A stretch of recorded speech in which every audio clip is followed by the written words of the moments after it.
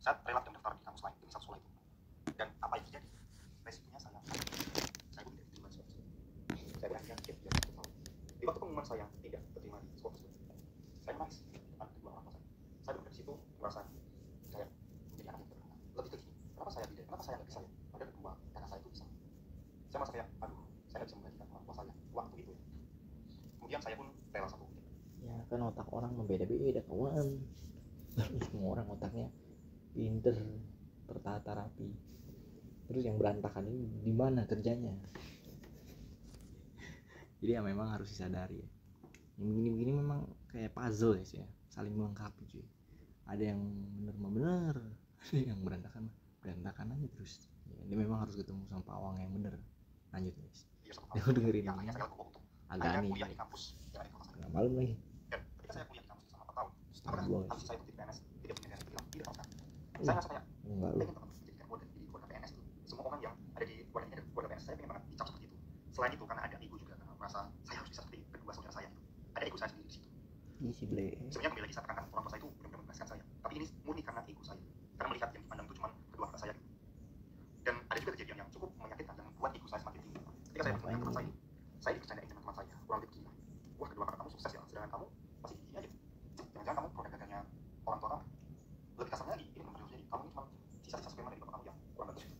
Sudah sembuh. Saya nggak boleh. Dia mendengar kata itu ya, saya cuma diam aja karena kenyataannya memang saya tidak bisa membuktikan apapun. Dan setelah saya lulus kuliah di kampus biasa, saya pun mencoba lagi PNS selama 3 kali dan semuanya gagal. Saya tidak pernah terima.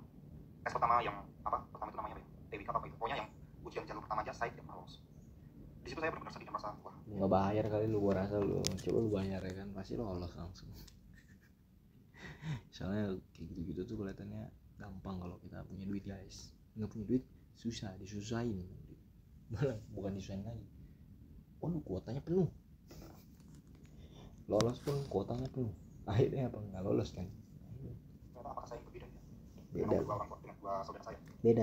Dan butuh waktu yang cukup lama bagi saya untuk menyadari bahwa jalan setiap orang itu berbeda-beda. Nah, Timeline orang itu berbeda-beda. Meskipun itu saudara sendiri. Bukan berarti jalan setiap saudara sendiri itu harus jadi seperti itu juga. Dan saya butuh waktu yang sangat lama sampai saya berusia 28-an. Sangat lama sekali.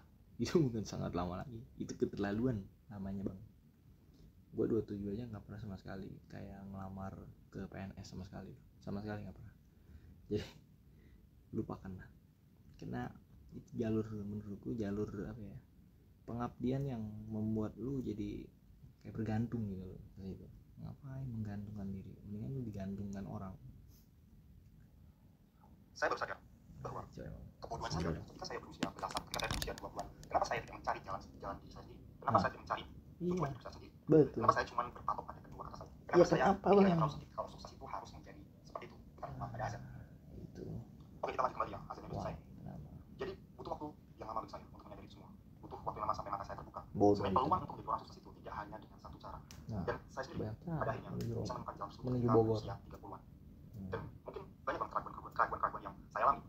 Ketika saya melihat teman-teman saya yang udah settle, udah mapan, punya keluarga selama 1 dekade ke belakang gitu ya, di pekerjaannya itu, saya selalu berpikir apa ini udah telat ya melihat teman saya udah bus. Ya saya tahu ya kalau misalnya ada sebuah quote yang mengatakan comparison is the thief of joy ya, pembandingan adalah maling pencuri dari kebahagiaan gitu. Ya saya paham dengan hal tersebut. Tapi kembali lagi di situ ternyata mental saya tidak cukup kuat. Dan saya sempat berpikir bahwa memulai di usia 30-an itu ada sebuah masalah yang besar. Karena melihat teman-teman yang sebenarnya udah jalan duluan, udah settle duluan, sedangkan saya baru mau merintis apa yang saya mau dengan penuh ketidakpastian.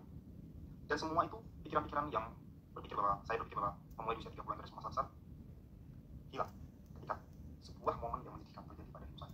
Momen di mana sahabat saya yang seusia dengan saya meninggal dunia sama anaknya setelah penyakitnya selama bertahun-tahun. Di situ di momen pemakamannya itu saya nangis. Ya saya sedih, tapi di situ saya merasa tertampar pada diri saya sendiri. Kenapa saya bisa berpikir bahwa memulai di usia 30-an itu ada sebuah masalah besar, sedangkan saya melihat sahabat saya sendiri meninggalkan segala tujuan dan cita-citanya di usia yang sama dengan saya selamanya. Sejak saat itu saya berpikir bahwa selagi saya masih hidup, selagi saya masih bisa bernafas, tidak ada kata terlambat. Selagi kita hidup, akan selalu ada masalah-masalah seperti itu. Iya benar, masalah kan selalu